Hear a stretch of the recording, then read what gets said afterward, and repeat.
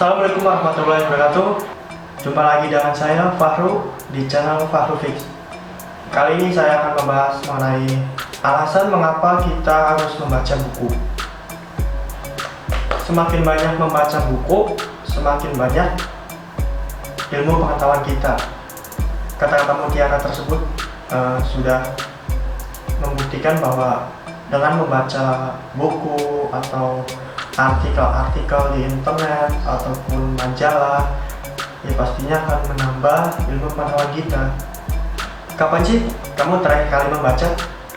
Apa 1 hari yang lalu, atau 1 minggu yang lalu, atau bahkan 1 bulan yang lalu, atau 1 tahun yang lalu?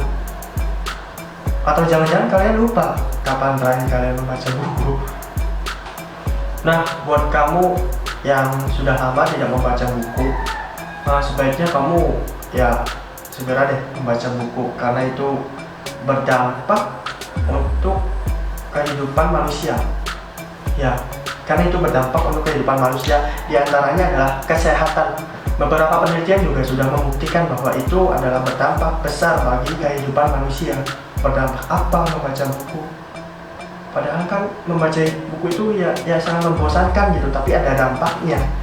Tapi dampaknya itu adalah dampak positif, bukan dampak negatif, ataupun aura positif dan negatif lalu disatukan menjadi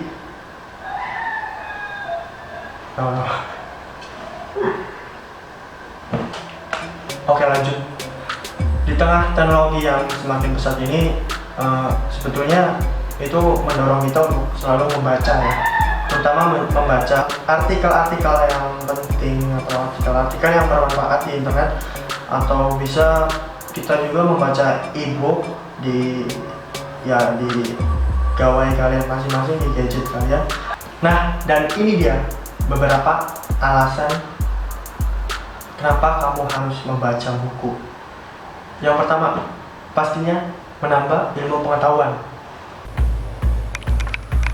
Semua hal yang kita baca pastinya menambah pengetahuan dan informasi buat kita, apalagi bacaan yang berbau positif. Tentunya kita akan banyak mengetahui aspek kehidupan. Dengan begitu, kita bisa mengarungi dunia hanya dengan membaca. Semakin banyak pengetahuan yang kita miliki, maka kita akan lebih siap dalam menghadapi tantangan hidup di masa sekarang dan yang akan datang. Apapun yang kita miliki bisa hilang begitu saja, kecuali ilmu pengetahuan. Oke, yang kedua, meningkatkan daya ingat. Dengan sering membaca, kita akan lebih sering menjumpai kata-kata yang sama. Kita akan banyak membaca cerita yang berkaitan satu sama lain, sehingga ketika kita pernah mengingat suatu hal, maka jika kita membaca kembali hal yang berkaitan, maka ingatan tersebut saling menguatkan. Yang ketiga, menstimulasikan otak. Membaca dapat membuat otak kita tetap aktif dan bereaksi untuk melakukan fungsinya secara baik dan benar. Membaca adalah salah satu cara termudah untuk menstimulasikan otak. Bahkan dapat mencegah risiko pikun atau Alzheimer. Yang keempat, mengurangi stres. Setelah menjalani kegiatan dalam seharian, mungkin akan merasa ada tekanan dan kelelahan. Hal ini dapat membuat manusia menjadi stres. Namun, kegiatan membaca dapat membuat pikiran menjadi tenang dan rileks, sehingga membuat emosi kita berada pada tingkat stabil. Ketika lelah, lebih menyenangkan kita membaca buku-buku novel, cerita, dan motivasi. Yang kelima, menambah kosakata. Membaca juga secara otomatis menambah kosakata di otak kita. Semakin banyak kita membaca, maka semakin sering kita mendengar kata-kata yang sama. Kemudian ada saatnya kita mengetahui kosakata baru, baik itu dalam bahasa Indonesia maupun bahasa lainnya. Tentunya dengan kosakata yang banyak kita miliki, kita akan memiliki kepercayaan diri yang lebih tinggi dalam hal berbicara, menyampaikan pendapat, atau juga berpidato. Yang keenam, memperkuat kemampuan analisis. Membaca juga terkadang membutuhkan analisis kita.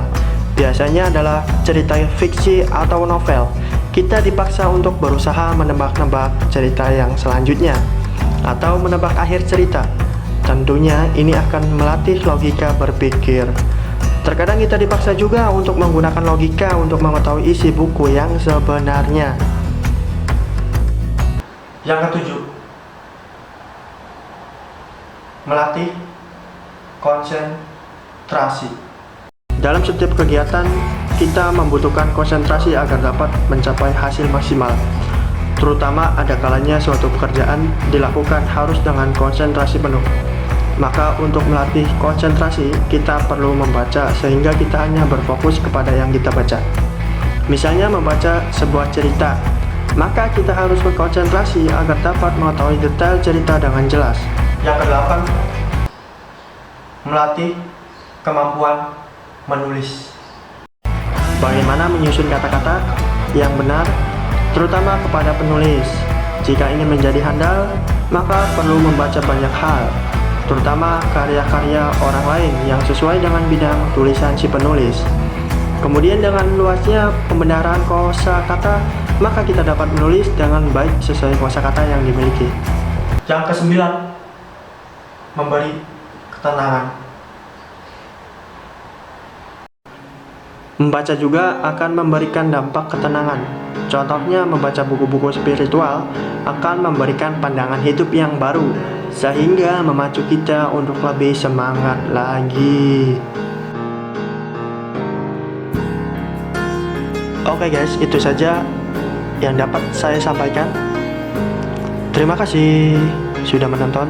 Jangan lupa like, subscribe, dan share video ini agar channel ini berkembang. Oke, jadi seperti itu saja.